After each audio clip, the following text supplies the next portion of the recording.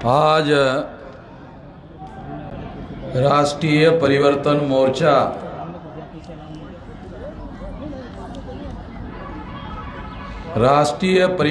मोर्चा के द्वारा आज की ये महारैली आयोजित की गई है जौनपुर में। तो ऐसी 18 रैलियां उत्तर प्रदेश के 18 मंडलों में होने वाली है और 18 मंडलों में जो श्रृंखलाबद्ध महारैलियों का आयोजन किया गया है, उसी श्रृंखला में से आज जौनपुर की ये महारैली आयोजित है।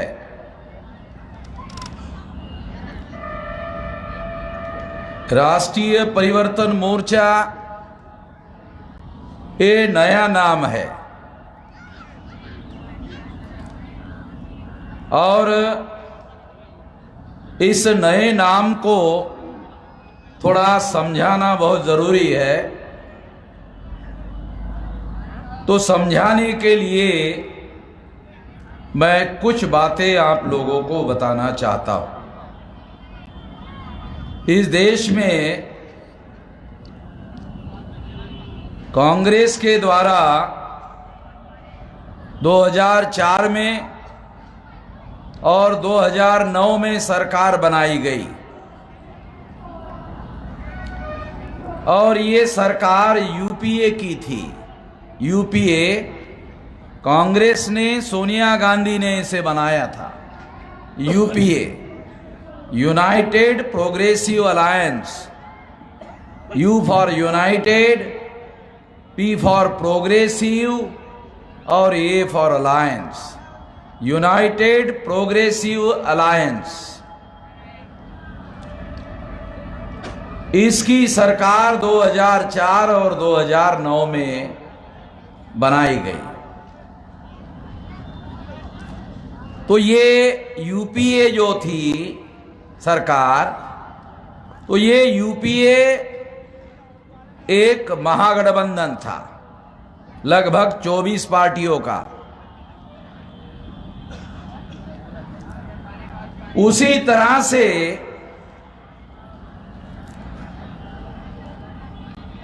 अटल बिहारी वाजपेयी ने और लाल कृष्ण आडवाणी ने एनडीए बनाया था। एनडीए का मतलब है N for national, D for democratic, A for alliance, national democratic alliance. ये भी महागठबंधन था। अब कांग्रेस को भी ऐसे लगता है कि वो अकेले देश पर राज नहीं कर सकती। अभी भाजपा को भी लगता है कि हम अकेले सरकार नहीं बना सकते। ऐसा उनको क्यों लगता है?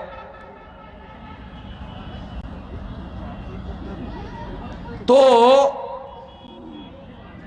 इस देश में 78 में जब बामसेफ नाम का संगठन बनाया, तब से लेकर अब तक लगातार जागृति का महाअभियान देश में चल रहा है और इस जागृति के महाअभियान की वजह से कांग्रेस को केवल अपने बल पर सरकार बनाना संभव नहीं हो रहा है और बीजेपी को अपने बल पर सरकार बनाना संभव नहीं हो रहा है। वैसे तो बीजेपी को 303 सीटें मिली, 272 चाहिए था, मगर ये 272 वोट से सरकार बहुमत में आती है, मगर उन्होंने एनडीए के नाम पर चुनाव लड़कर ये 303 सीटें जीती। उनको यकीन नहीं है कि अकेले बलबूते पर हम बहुमत हासिल कर सकते हैं। ध्यान रखो, ये बात आप लोगों को राजनीतिक रूप से समझना बहुत जरूरी है कि 78 के बाद इस देश में जो जागृति का महाअभियान चलाया गया, इस जागृति के महाअभियान की वजह से उत्तर प्रदेश में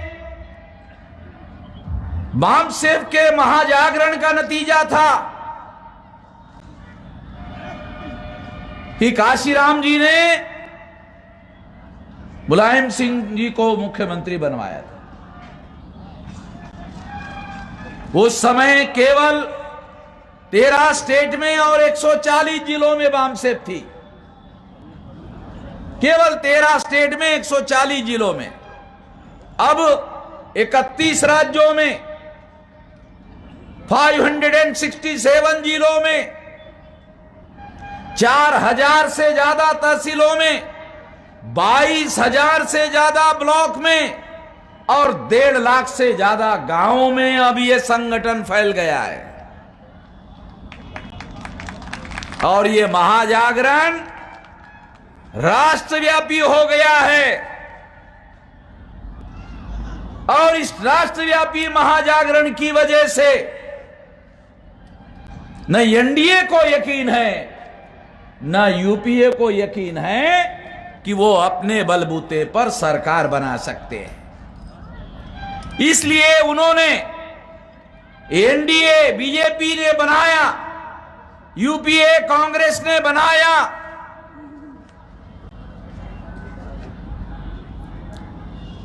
हमारे लोगों को, मूल निवासी बहुजन समाज के लोगों को मनुवादी व्यवस्था ने, ब्राह्मणवादी व्यवस्था ने 6247 जाति के टुकड़ों में बांटा। 1703 जातियां शेड्यूल कास्ट की है, 801 आदिवासी के टुकड़े हैं और 3743 ओबीसी के हैं। ये गिनती कर लो, 6247 जाति के टुकड़ों में इन्होंने बांटा। उसके पहले, ये बांटने के पहले चंद्रगुप्त मौर्य से लेकर सम्राट बृहदत्त मौर्य तक हमारे पुरखों ने इस देश पर राज किया। और उस समय ये देश की सीमा में अफगानिस्तान शामिल था। नक्शा देख लो, अफगानिस्तान तक भारत की सीमा थी। और जब सम्राट बृहदत्त मौर्य को पुष्यमित्र शुंग नाम के ब्राह्मण ने हत्या की, वो अल्प उम्र का था, अल्प उम्र का होने की वजह से हत्या की। इसके बावजूद भी पाटलिपुत्र में पुष्यमित्र शुंग राजगद्दी पर बैठ नहीं पाया। पुष्यमित्र शुंग पाटलिपुत्र से भागकर अयोध्या आया। उत्तर प्रदेश के अभ्यासक्रम में ये इतिहास है, कल्पना नहीं है। ये इतिहास पढ़ाया जाता है कि अयोध्या का राजा पुष्यमित्र शुंग था। ये इतिहास पढ़ाया जाता है यूपी में, योगी के यूपी में पढ़ाया जाता है। रामायण में बताते हैं अयोध्या का राजा राम था। ये तो कल्पना में है, रामायण कल्पना में लिखा, मगर इतिहास पढ़ाया जाता है कि अयोध्या का राजा पुष्यमित्र शुंग था। पढ़ लो ठीक से इतिहास। और अयोध्या सरयू नदी के किनारे पर बसी है, ऐसा लिखा हुआ है। आप जाकर देख लो, अयोध्या सरयू नदी के किनारे पर बसी नहीं है, घाघरा नदी के किनारे पर बसी है। मैं महाराष्ट्र का रहने वाला हूं, यूपी का नहीं हूं। जरा जाके देख लो। जब मैंने महाराष्ट्र में भाषण किया कि अयोध्या सरयू नदी के किनारे पर बसी है, ऐसा रामायण में लिखा है, जमीन पर घाघरा बहती है। बोल लो, जाके देखो। तो पंडितों का डेलीगेशन जाकर मिला योगी को। वामन मेश्राम ने रामायण को झूठा साबित कर दिया सबूत के साथ। अब क्या करें? लिखा हो, और वामन मेश्राम के पास ओरिजिनल कॉपी वाल्मीकि की है। अब उसमें बदल भी नहीं कर सकते। उसने दोनों कॉपी लेकर रखता है, वो नई कॉपी भी रखता है, पुरानी भी रखता है। क्या बदल किया वो भी रखता है। सारी चालाकियां हमारी पकड़ लिया है। योगी ने कहा चिंता मत करो पंडित जी, मंत्रिमंडल में रेजोल्यूशन पास करता हूं कि आज से इस नदी का नाम सरयू होगा। पहले घाघरा था, अब सरयू होगा। लिखा रेजोल्यूशन में, लिखा पहले सरयू था, अब घाघरा होगा। हो गया सबूत, दोबारा सबूत हो गया। पहले घाघरा था, अब सरयू हो गया। वो रिजोल्यूशन में भी मेरी ही बात सही है। पहले सरयू घाघरा था, अब सरयू होगा। रिजोल्यूशन भी ठीक से बनाना नहीं आता, उसमें भी लिख दिया। कुछ दिन बाद मैं 4 व्हीलर गाड़ी लेकर जा रहा था, रिजोल्यूशन में तो सरयू हो गया, मगर जो पट्टी ले गई हुई थी नदी के किनारे, उसमें घाघरा ही था। मैंने कहा फोटो निकालो निकालो, वो भी फोटो निकाल के रख दिया। क्योंकि जब फोटो मोबाइल में निकाला जाता है तो उसमें तारीख और टाइम भी आ जाता है। टेक्नोलॉजी है। तो शुंग ने सम्राट बृहद्रथ मौर्य की हत्या तो की, मगर गादी पर बैठ नहीं पाया, गद्दी पर बैठ नहीं पाया, वहां से भागना पड़ा। वहां के निष्ठावान लोगों ने उसको वहां से भगाया और फैजाबाद के पास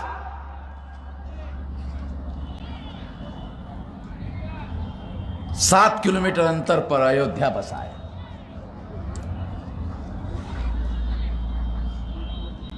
तो हमारे पुरखे थे उस समय सम्राट बृहद्रथ मौर्य, तो अफगानिस्तान तक, ब्रह्मदेश तक, ये सारा भारत था। देखो पुराना नक्शा देखो। जब पुष्यमित्र शुंग ने हत्या की, उसके बाद वर्तमान भारत का छोटा नक्शा तैयार हो गया। इतना बड़ा भूभाग भारत से बाहर चला गया। पुष्यमित्र शुंग के द्वारा जो देशद्रोह किया गया, वो देशद्रोह की वजह से ये भारत का छोटा नक्शा तैयार हो गया। इस इतिहास पर पर्दा डालने के लिए ब्राह्मण प्रतिदिन राष्ट्रवाद राष्ट्रवाद राष्ट्रवाद राष्ट्रवाद राष्ट्रवाद का प्रचंडा करते रहते हैं, प्रचार करते रहते हैं। तो ये ब्राह्मण प्रचारवादी लोग है, राष्ट्रवादी लोग नहीं है, प्रचारवादी। उनको ऐसा लगता है डेली प्रचार करने से लोगों के दिमाग पर वही बात छा जाती है, जो सच्चाई है वो पर्दे के पीछे चली जाती है। कुछ हद तक बात सही है, मगर वो प्रचार वामन मेश्राम पर असर नहीं करता।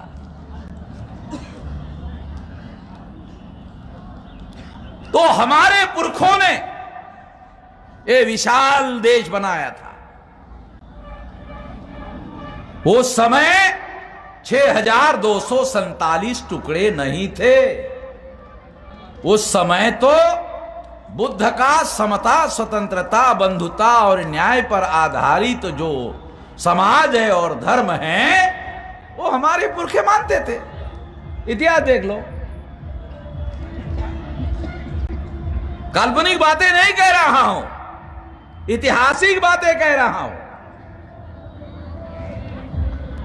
जब सारे बुद्ध को मानने वाले बुद्धिस्ट थे, उनको ब्राह्मणों ने सम्राट बृहदत्त मौर्य की हत्या करने के बाद 6247 टुकड़ों में बांटा। इतने टुकड़ों में बांटा। मैं उन टुकड़ों को जोड़ने में लगा हुआ। उन्होंने बांटा, मैं उन टुकड़ों को जोड़ने में लगा हुआ हूं। पिछले 45 साल से 19 साल की उम्र से अभी 64 साल पूरा हो गया, 65वां साल लग गया है। इतने साल से ये इतना बड़ा विशाल संगठन जिसमें 2500 से ज्यादा जाति के टुकड़े हम जोड़ चुके हैं। शेड्यूल कास्ट के टुकड़े जोड़ चुके हैं, शेड्यूल ट्राइब के टुकड़े जोड़ चुके हैं, नॉमिडिक ट्राइब के टुकड़े जोड़ चुके हैं, ओबीसी एमबीसी के टुकड़े जोड़ चुके हैं, ओबीसी के टुकड़े जोड़ चुके हैं। और इनसे धर्म परिवर्तित मुसलमान, सिख, ईसाई, बुद्धिस्ट, जैन, लिंगायत, इनके भी टुकड़े जोड़ चुका हो। ये सारे लोग आज सारे देश भर में विशाल आंदोलन में, विशाल संगठन में जोड़ चुका हूं। और अभी केवल मेरी उम्र 65 है, अडवाणी की 96 है। जब उन्होंने नरेंद्र मोदी को चुनौती दिया था कि नहीं, मैं तुम्हें प्रधानमंत्री नहीं बनने दूंगा, मैं ही बनूंगा, तब अडवाणी की उम्र 89 थी। अब मेरी 65 ही है। 89 में चुनौती दिया था और 20 साल तक मैं इस आंदोलन का नेतृत्व करूंगा। 20 साल तक कोई चिंता नहीं है। 20 साल मिलाने के बाद भी 84 ही होगा, 89 नहीं होगा। और 20 साल में ये मनुवाद का, ब्राह्मणवाद का राम नाम सत्य होगा। अच्छा, तो आप लोगों को रामनाथ सत्य समझ में आ रहा है। बहुत सालों से समझा रहा, बहुत सालों समझा रहा हूं, मगर हमारे लोगों को समझ में नहीं आ रहा था, अब आ रहा है। बड़ी खुशी की बात है। तो इस तरह से साथियों 10 साल में हम आने वाले समय में आपको बताना चाहता हूं कि कितना बड़ा विशाल संगठन हमने बनाया।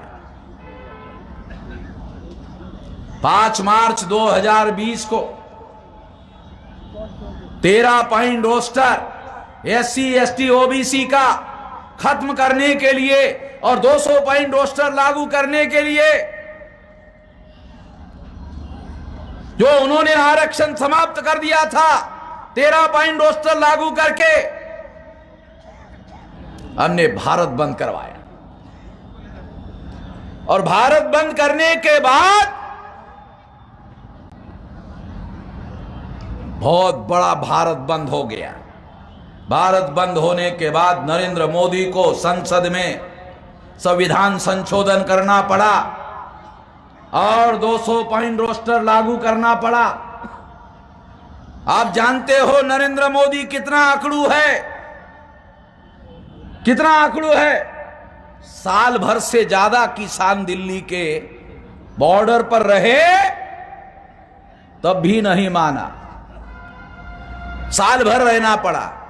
हमने तो एक ही बार भारत बंद किया तो संविधान में संशोधन करना पड़ा, एक ही झटके में। 840 के करण का झटका था। ये जो नरेंद्र मोदी बहुत बड़ा आंकड़ू है, मैं देहाती आदमी हूं, मरा हुआ आदमी बहुत अकड़ता है। पता है, हम देहाती आदमी है, देहाती, किताब की बात नहीं बोल रहे। मरा हुआ आदमी साला बहुत अकड़ता है, बोलता है अरे तेल लगाओ, नहीं तो घी लगाओ, नहीं तो साला जे सीढ़ी पर बांधेंगे वही साला खड़ा हो जाएगा। ऐसा नरम रहना चाहिए, लंबा पैर रहना चाहिए। देहाती आदमी, आप किताबी बात नहीं बोल रहे, अनुभव की बोल रहे हैं। तो मरा हुआ आदमी बहुत अकड़ता है। हमने 840 का करंट लगा के सीधा कर दिया, एकदम सीधा कर दिया।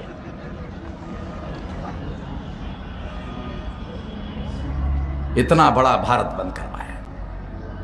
दूसरी बार 29 जनवरी 2020 को सीएए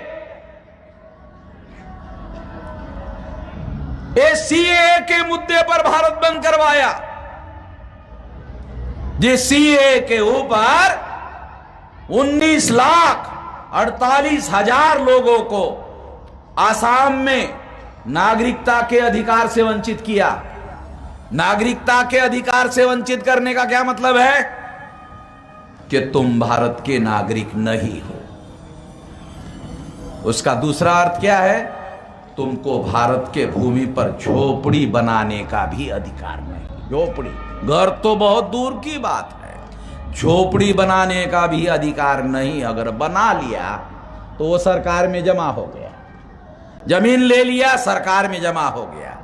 संपदा बना लिया तो सरकार में जमा हो गया सारा कुछ, और तुम जेल में डाल दिया गया। 19,48,000 लोगों को आसाम में ऐसा किया। और क्या आंदोलन चला वहां पर?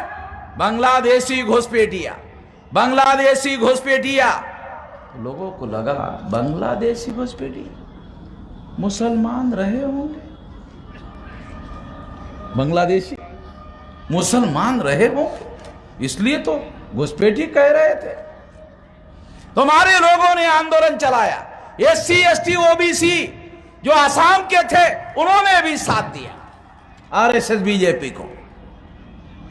और जब लिस्ट बनाई तो 19,48,000 में 5 लाख मुसलमान और 14,48,000 SC ST OBC, इतनों को निकाल दिया। जब निकाला तब हमारे लोग चिल्लाने लगे कि अब क्या होगा। किसी ने कहा एक ही आदमी बचा सकता है आपको। कौन? कहा कि वो बहुत दूर रहता है। कितना भी दूर रहने दो, कौन है? कहा वामन मिश्रा, वही बचा सकता है। कहा बुलाओ, तो हमको आसाम में बुलाया। असम बहुत पाकिस्तान के बॉर्डर पर है, बांग्लादेश के उधर बॉर्डर पर है, बांग्लादेश के सीमा और वो लगा हुआ है। गए तो हमने पूछा, जब बांग्लादेशी घुसपैठियों को निकाला जा रहा था तब तुम क्या कर रहे थे? तो कहा, SC ST OBC ने कहा हम भी उस आंदोलन में शामिल थे। हमारे लोगों ने हमें कहा कि जब बांग्लादेशी घुसपैठियों को निकाला जा रहा था तो हम भी उसमें शामिल थे, उस आंदोलन में हम भी शामिल थे। तो हमने दूसरा सवाल पूछा, अब क्या हुआ? कहा हमको ही निकाल दिया, हमारा ही समर्थन लिया और हमको ही भारत से निकाल दिया। अब कहां जा, कौन बचाएगा?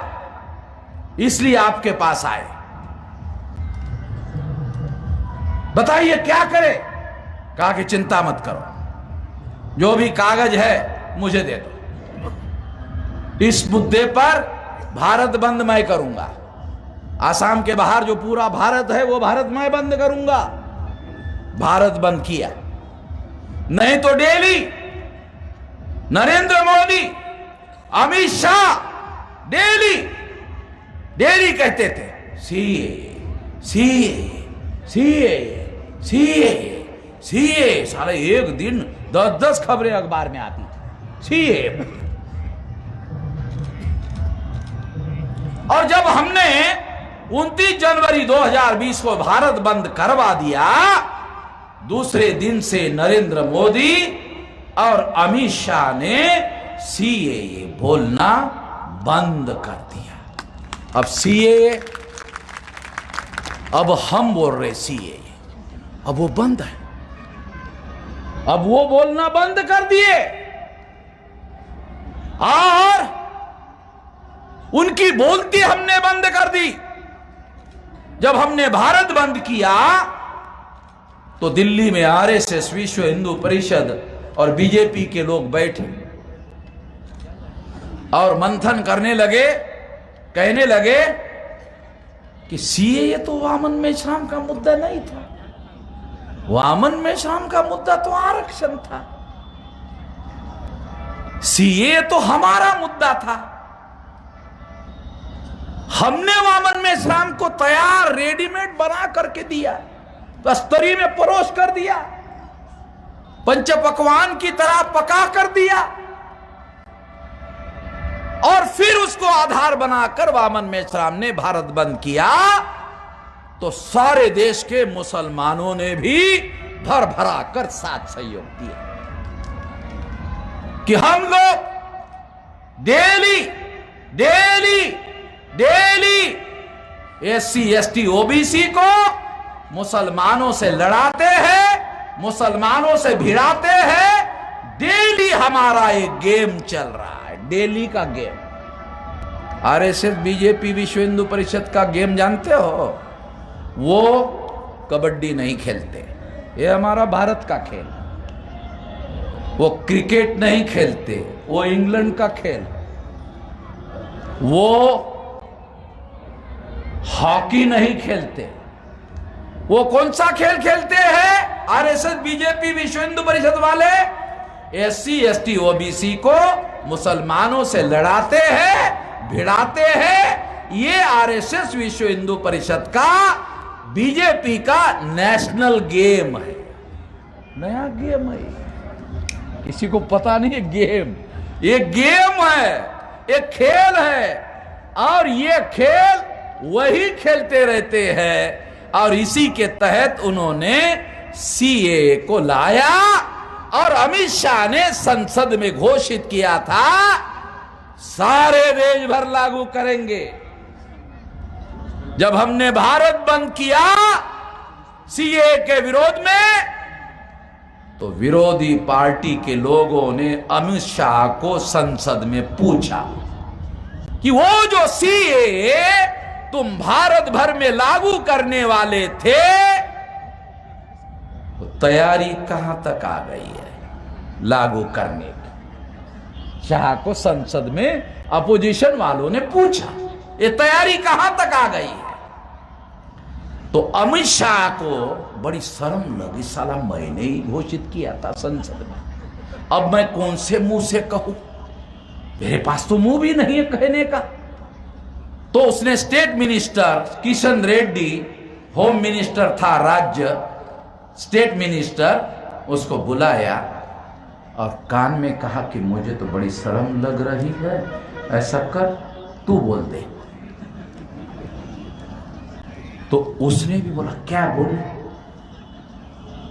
बोल दे कि सरकार ने अभी कोई विचार नहीं किया। अपोजिशन पार्टी ने पूछा कब तक सीएए लागू करोगे? तो किशन रेड्डी ने कहा सरकार ने अभी तक कोई विचार नहीं किया। क्यों नहीं किया विचार?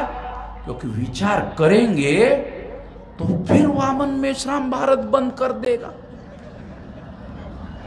अब तो थोड़ा बहुत मुसलमान और एससी एसटी इकट्ठा आ गए, दोबारा भारत बंद हो गया तो सारा एकदम ऐसा जुड़ जाएंगे और जुड़ जाएंगे गांव गांव में, जिले जिले में, तहसील तहसील में। तो हम लोगों को चटनी बनाकर नाश्ते में खा लेंगे, डकार भी नहीं देंगे, साले आवाज भी नहीं निकालेंगे और पता भी नहीं चलेगा कहां गायब हो गए। इसलिए तब से सीए का नाम लेना बंद कर दिए। इतना विशाल संगठन हमने अभी बनाया, 45 साल जिंदगी के लगाकर, ये जिंदगी चली गई इसी में। इतना विशाल संगठन बनाया और आने वाले 10 साल में 20 बार भारत बंद करेंगे। आप बोलेंगे क्यों? हमारे पास कोई काम धंधा तो है नहीं। हम राष्ट्रीय अध्यक्ष होने की वजह से राष्ट्रीय स्तर के बेरोजगार हैं। हमारे पास कोई काम धंधा तो है नहीं। योगी ने और मोदी ने कोई रोजगार तो दिया नहीं है। हम छोटे मोटे बेरोजगार नहीं है, राष्ट्रीय बेरोजगार। तो 10 साल में 20 बार भारत बंद करेंगे और भारत में कोई SC ST OBC और माइनॉरिटी का आदमी नहीं बचेगा जिसको यह मालूम नहीं होगा कि वामन मेश्राम ने चलाया हुआ आंदोलन हमारे फायदे में, हमारे हक में है। ऐसा सबको मालूम हो जाएगा और जब सबको मालूम हो जाएगा तो कोई भी आदमी हमारे आंदोलन से दूर नहीं रहेगा, हमारे साथ जुड़ जाएगा। ये केवल 10 साल की बात है और इसके आधार पर हम कह रहे हैं कि 20 साल में हम मनोवाद का, ब्राह्मणवाद का राम नाम सत्य करते हैं। तो इस तरह से ऐसा इतना विशाल संगठन खड़ा कर दिया है। इसी वजह से इतना महारैली जो है आज हो रही है। तो इसलिए साथियों, इस आंदोलन के बदौलत आज हम लोगों ने जब 31 पार्टियों को इकट्ठा करके राष्ट्रीय परिवर्तन मोर्चा बनाया, जैसे एनडीए बीजेपी ने बनाया, जैसे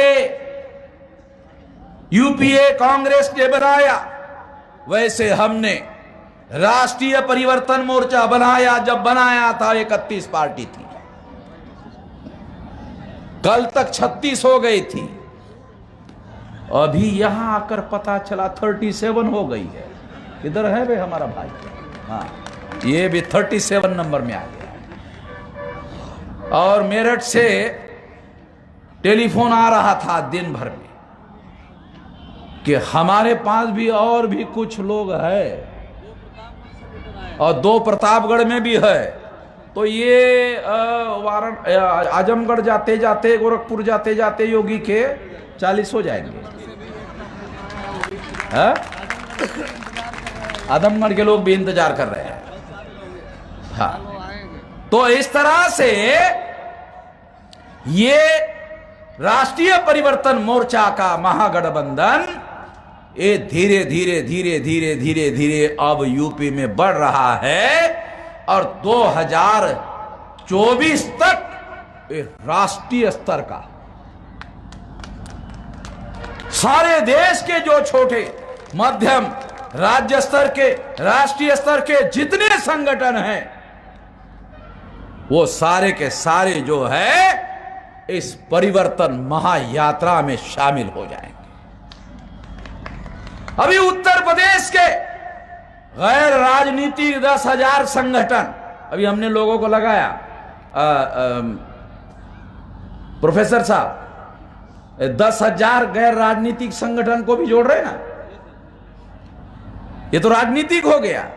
10,000 इसके लिए भी लगाया हुआ है। 10,000 सामाजिक संगठन वो भी इस परिवर्तन यात्रा में अभी जुड़ेंगे, वो भी चुनाव में लगेंगे, क्योंकि उनको मालूम है कि वो जिन मुद्दों पर लड़ रहे हैं अकेले कामयाब होने वाले नहीं है।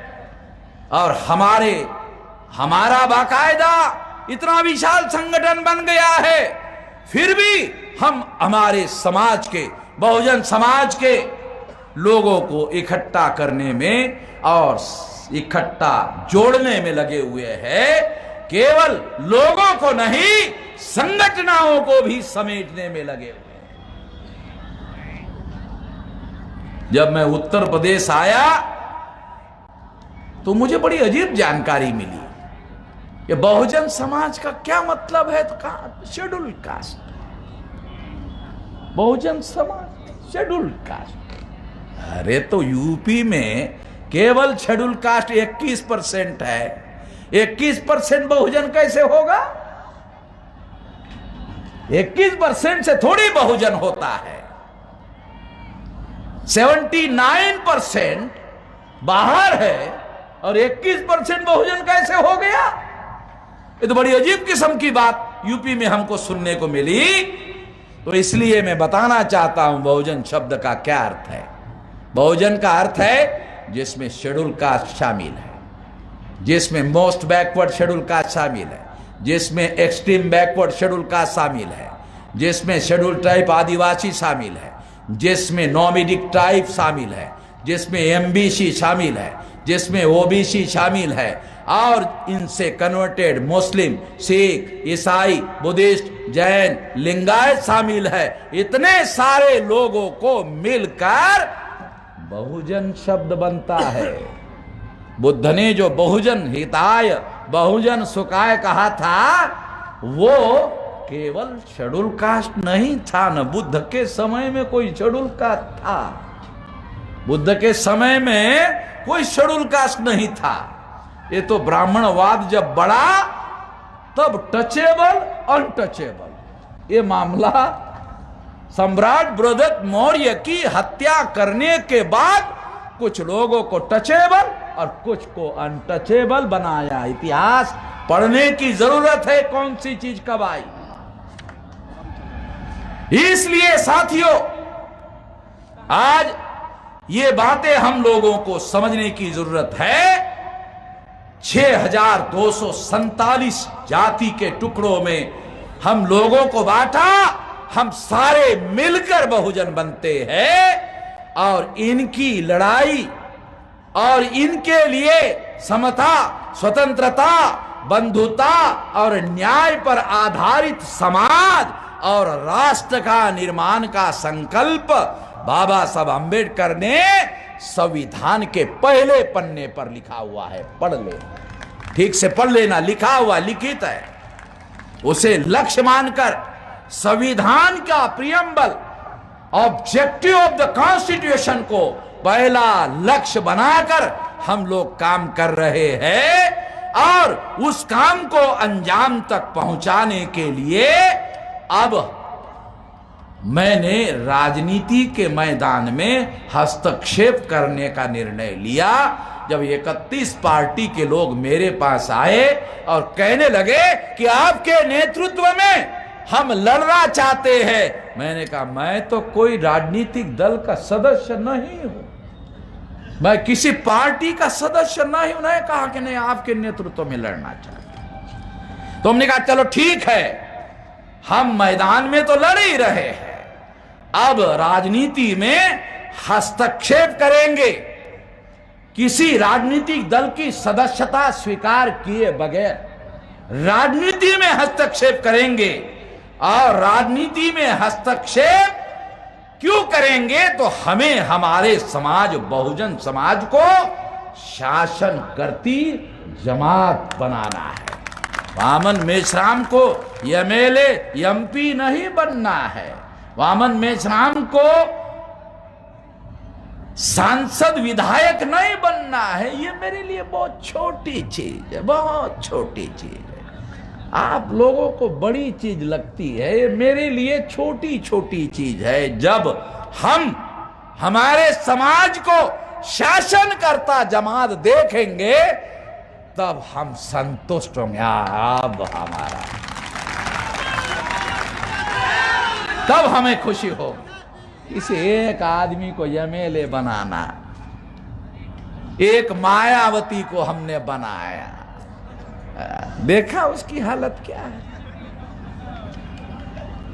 जब आदमी नालायकी करेगा तो हालत तो खराब होगी ही। मायावती जैसा नालायकी इस आंदोलन में, इतना हमारा समर्थन था भाई, नालायकी करने की कोई जरूरत नहीं थी। हमने कब एमएलए एमपी बनने के लिए बहन जी हमको साथ दो कहा? नहीं, हम दे रहे थे, मिशन था, मकसद था। तो इसलिए उसकी दुर्दशा है। यहां एक एक आदमी बैठा हुआ कल बीएसपी का ठप्पा मारता था, इतना भी है, अब उधर नहीं जा रहा, इधर आ रहा। केवल यही नहीं, छोटे मध्यम और स्टेट लेवल के दल, राष्ट्रीय स्तर के दल भी आ रहे हैं हमारे पास में। तो इस तरह से आने वाले समय में हमारे समाज को, बहुजन समाज को शासन करने वाली जमात बनाने का लक्ष्य बनाकर हम लोग इस आंदोलन को आगे बढ़ाने का काम कर रहे हैं। साथियों, मोदी और योगी डेली विकास की बात करते, मोदी और योगी डेली विकास विकास विकास विकास, डेली विकास विकास की बात करते हैं और कहते हैं कि हमने 13 इंटरनेशनल एयरपोर्ट बनाए यूपी में, 13 इंटरनेशनल एयरपोर्ट बनाया। देखा कितना विकास किया। हमारे लोगों को मैंने पूछा, वो एरोप्लेन में बैठे? कहा कि नहीं, बैठे नहीं है, आंगन से ऐसा देखते हैं कि हाँ जा रहा है, डेली एरोप्लेन जा रहा है। बैठने के लिए कोनो जगह नहीं हमारे लोगों को। सब विकास, नरेंद्र मोदी का विकास बता रहा हूं, साले बैठने के लिए भी आंगन में आकर हमारा आदमी देखता हाँ जा रहा है। कल मैंने मास्टर को पूछा, तेरे को कितना सैलरी है? कहा 80,000। बैठे क्या? नहीं, नहीं बैठे। तो ऐसे हालात है विकास का। आप लोगों को जानकारी है, मैं पहले 20 साल पहले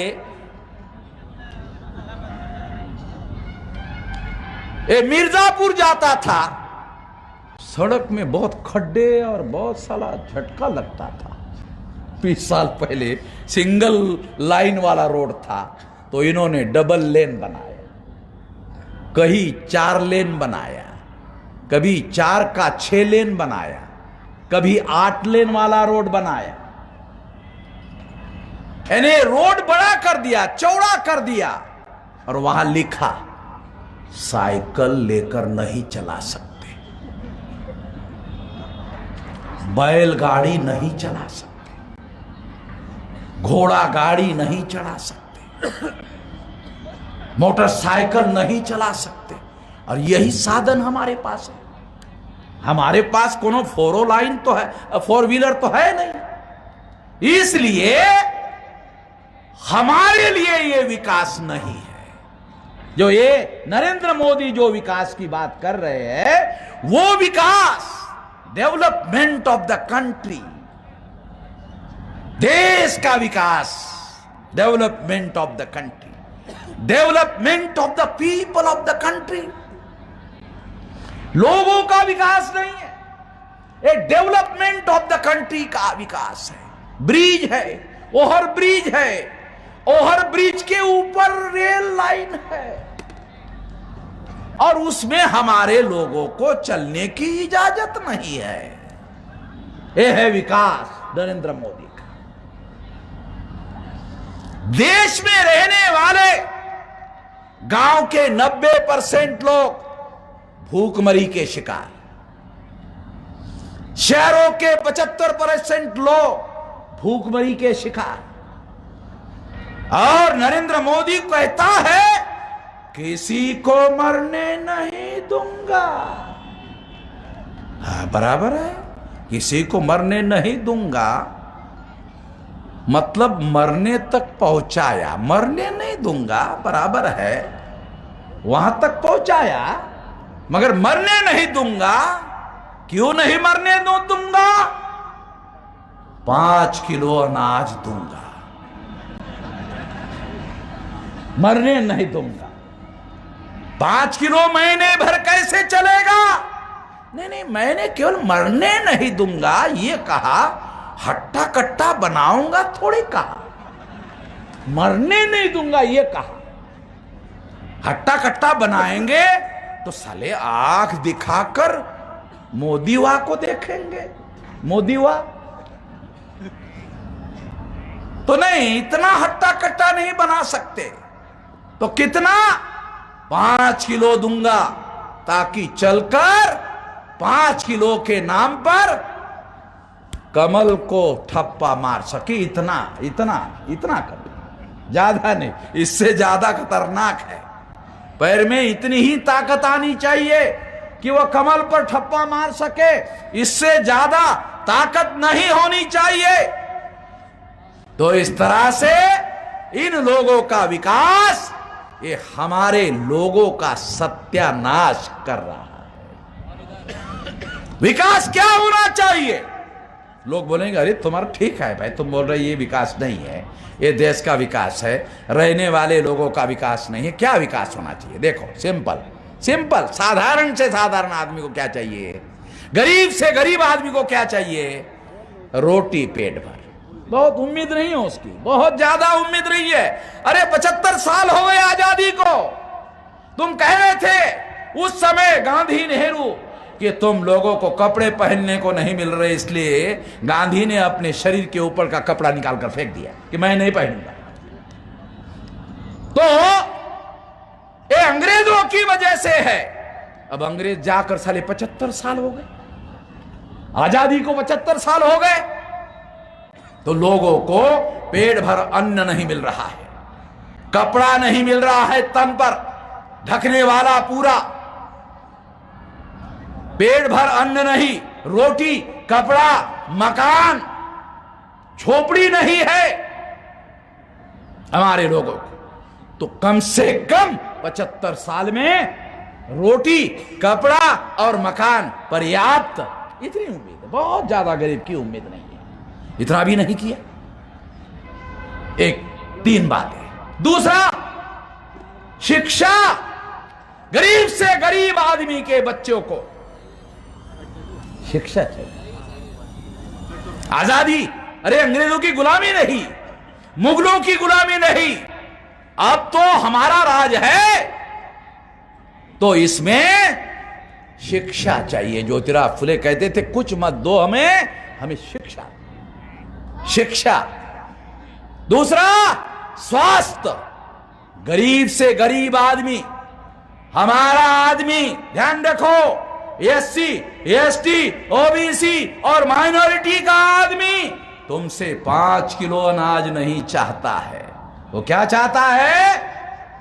रोजगार दो, मेहनत करेंगे और अपने मेहनत पसीने की रोटी खाएंगे ताकि सम्मान और स्वाभिमान हमारा बचा रहे। सम्मान से जिएंगे, अपने मेहनत से अपनी रोटी हमारा समाज कमा कर खाना चाहता है, तो उसके लिए रोजगार चाहिए, शिक्षा, स्वास्थ्य। अगर आदमी रोजगार करे तो वो स्वस्थ चाहिए। स्वस्थ आदमी रोजगार कर सकता है, अपने परिवार को पाल सकता है। एक परिवार का आदमी कमाता है तब चूल्हा जलता है गरीब का। एक आदमी कमाता है, अगर वो बीमार हो गया सारा परिवार भूखा सो जाता है। तो स्वास्थ्य की व्यवस्था होनी चाहिए। मैं गांव देहात का रहने वाला हूं, गांव में कोई स्वास्थ्य की सुविधा 75 साल में अब तक नहीं है। वो बीमारी से नहीं मरता है, झोला छाप डॉक्टर के इंजेक्शन से मरता है, दवा से, यानी बीमारी से नहीं मरता, वो दवा गोली इस तरह के झोला छाप से खाकर मर जाता है। कोई व्यवस्था 75 साल में नहीं की गई। तो शिक्षा की व्यवस्था नहीं, primary education, middle school education, matric education, higher education, कोई एजुकेशन हमारी व्यवस्था नहीं। क्यों नहीं है? देश में 3.5% ब्राह्मण है। 100% अगर पढ़ लिए तो कितने पढ़ेंगे ब्राह्मण? 5 करोड़। हमारे 25% पढ़ लिए, हमारे 85% लोगों के यदि 25% पढ़ लिए तो कितने होंगे? 35 करोड़ लोग। 35 करोड़ लोग होंगे हमारे। 25 करोड़ अगर पढ़ेंगे तो 35 करोड़ हो जाएंगे। ब्राह्मणों के 100% पढ़ेंगे तो 5 करोड़ होंगे। हमारे 25% पढ़ेंगे तो 35 करोड़ होंगे। हमारा मुकाबला ब्राह्मण नहीं कर सकते। इसलिए उन्होंने उपाय निकाला, पढ़ाई ही नहीं होनी चाहिए। 2.5%, 3% बजट से ज्यादा वहां यूनो में लिखवाया कि हमारा जीडीपी ग्रॉस डोमेस्टिक प्रोडक्ट का 6% एजुकेशन पर खर्चा करेंगे। 2.5% भी नहीं करते, 2.5% भी नहीं करते एजुकेशन पर। तो इसलिए कोई एजुकेशन की व्यवस्था नहीं है 75 साल में। कोई स्वास्थ्य की व्यवस्था नहीं है, स्वास्थ्य तो दूर, प्राइमरी हेल्थ सेंटर नहीं है। 2 लाख गांव में स्कूल ही नहीं है। सरकार के आंकड़े, 2 लाख गांव में स्कूल ही नहीं है। तो सरकार ने रेजोल्यूशन पास किया कि जिस स्कूल में, जिस गांव में स्कूल नहीं है, वहां के बच्चों को रोडवेज के बस में बैठकर 3 किलोमीटर, 5 किलोमीटर, 7 किलोमीटर वहां के स्कूल में जाके पढ़ना होता है। तो रोडवेज के बस में कोई टिकट नहीं लगेगा। रोडवेज के बस में बच्चों को टिकट नहीं लगेगा। हमने गांव के बच्चों को पूछा कि आपको रोडवेज के बस वाले फ्री में बैठने देते हैं? तो बच्चों ने कहा हमारे गांव में तो बस ही नहीं आती है। मैंने कहा सरकार ने तो रिजोल्यूशन पास किया कि बस में टिकट नहीं लगेगा। कहा बस आएगी तब टिकट नहीं लगेगा, आएगी नहीं तो टिकट कहां से लगेगा? तो सरकार ने प्रोपेगेंडा करने के लिए कि गरीब बच्चों से हम कोई टिकट नहीं लेंगे।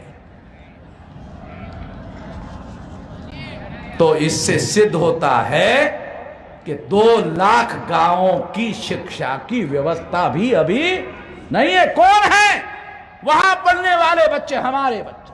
75 साल में देखिए कितनी हालत खराब है। इसलिए जितने देश के प्रधानमंत्री बने, मैं सारे प्रधानमंत्री को इसके लिए जिम्मेदार मानता हूं। और सारे प्रधानमंत्री ये काम नहीं कर पाए, ये विकास नहीं कर पाए, इसलिए सारे प्रधानमंत्री को मैं नालायक का सर्टिफिकेट देता हूं कि सारे प्रधानमंत्री नालायक थे। आज तक किसी ने भी प्रधानमंत्री को नालायक का सर्टिफिकेट नहीं दिया। हम गाली नहीं दे रहे, नहीं तो नालायक बोले तो लोग बोलते गाली है। नहीं नहीं, गाली नहीं दे रहे, नालायक यानी लायक नहीं है। हम गाली नहीं दे रहे, हम कह रहे हैं कि लायक नहीं है।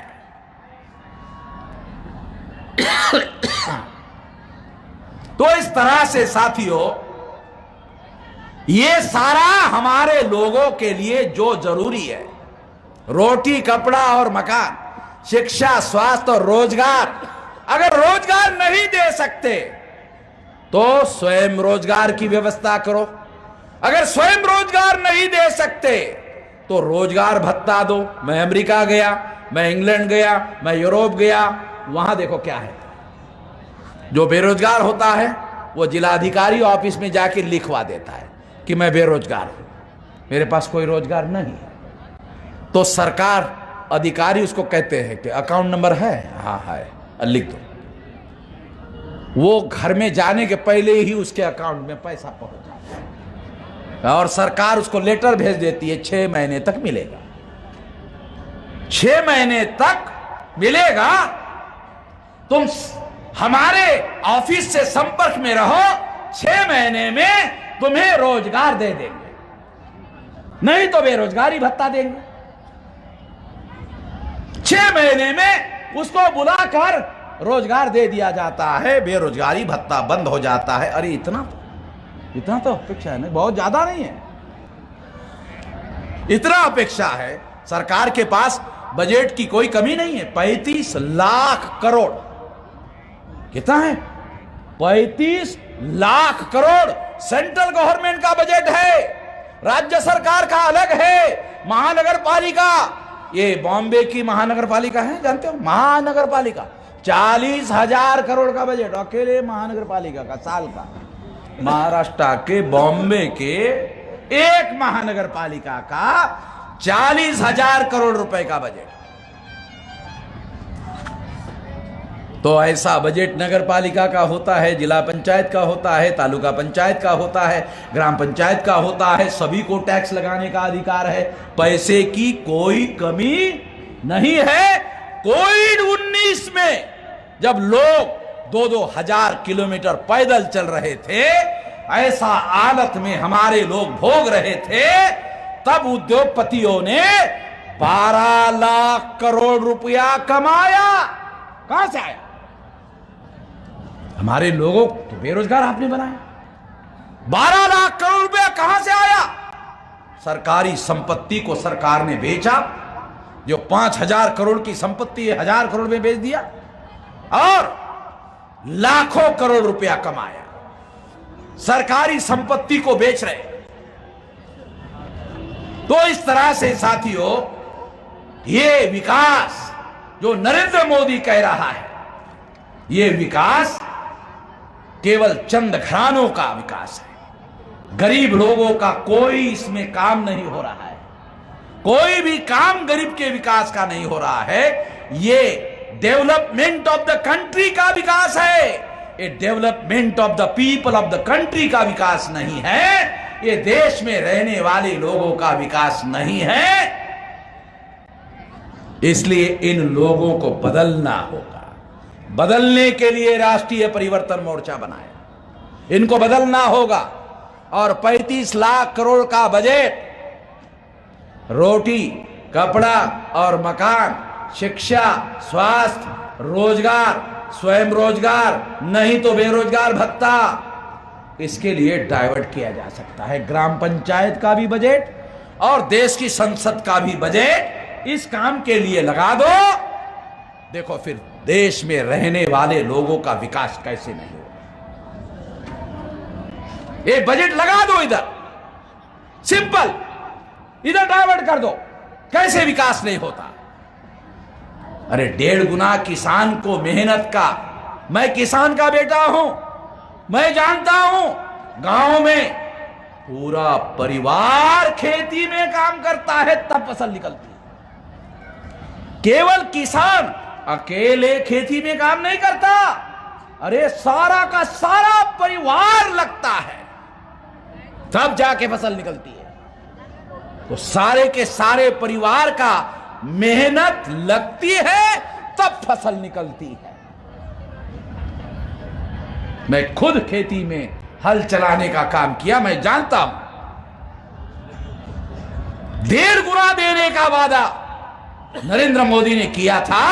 अरे 1.5 गुना नहीं तो कम से कम 1.25 गुना ही दे दो।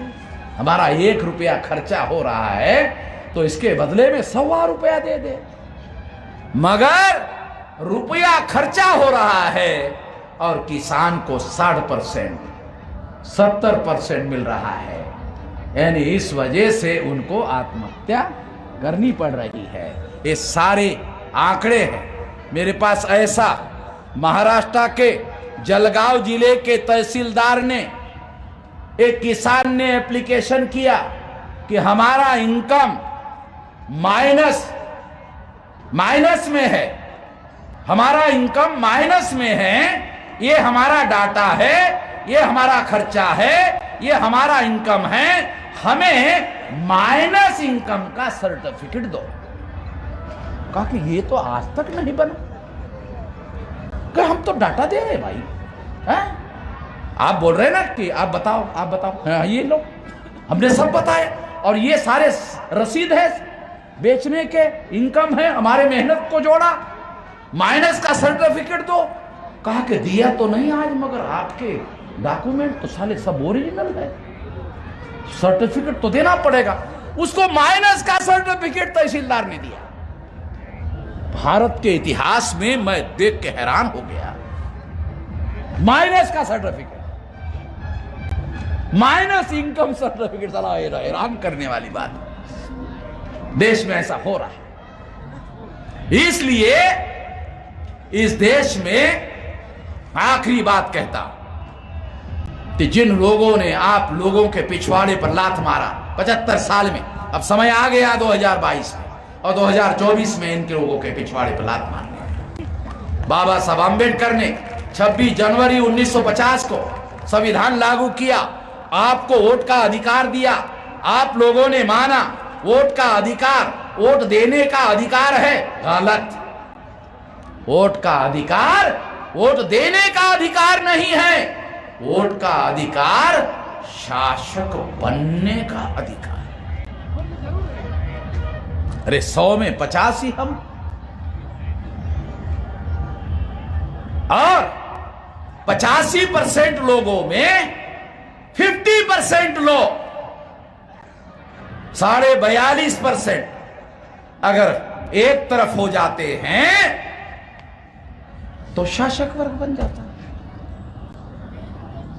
तो वोट का अधिकार वोट देने का अधिकार नहीं है, शासक बनने का अधिकार है। जिस दिन आप वोट का अधिकार वोट देने का अधिकार मानने के बजाय वोट का अधिकार शासक बनने का अधिकार है, ऐसा मानकर केवल वोट डालोगे, बटन दबाओ, रे कुछ नहीं करना है, न हथियार बनाना है, न हथियार उठाना है, न हथियार चलाना है, न गोली चलाना है, कछु नहीं करना है। कछु बराबर है, कछु नहीं करना है, केवल बटन दबाना है। शासक बनने के लिए बटन दबाना है। आज तक देने के लिए आप लोगों ने वोट के अधिकार का उपयोग किया, आप शासक बनने के लिए वोट दो, आप शासक बन जाओगे और फिर रोटी कपड़ा मकान का क्या करने का, शिक्षा स्वास्थ्य रोजगार का क्या करने का आपको फैसला करने का अधिकार होगा। जब आप फैसला करोगे तभी ना आपका भविष्य बदलेगा, आपका मुस्तकबिल तो तभी बदलेगा, आपका भविष्य तभी बदलेगा। इसीलिए हमने राजनीति में हस्तक्षेप करने का फैसला किया और 2 फैसले लिए। उत्तर प्रदेश में अगर अपोजिशन की सरकार बनी तो राष्ट्रीय परिवर्तन मोर्चा के समर्थन के बगैर किसी की सरकार नहीं बनने देंगे।